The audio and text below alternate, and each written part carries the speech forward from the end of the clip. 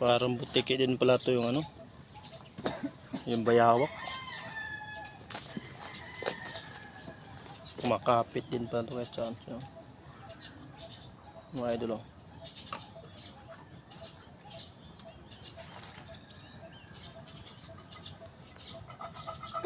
Matalas yung mata niyan. Malit pa yan, baby pa yan mga idol. Alagaan muna namin yan.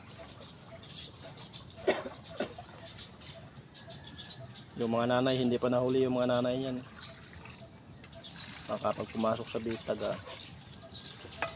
doon talaga na magsisi. Gutom na siguro yan. 3 araw na walang kain yan mga idol. Lamok lang yung kinakain nila eh. Wala tayong pambili na karne, pangkain sa kanila. Kaya may isda.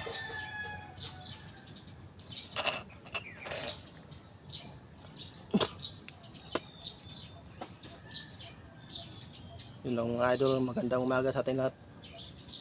Good morning, sana nasa magandang kalagayan kayo.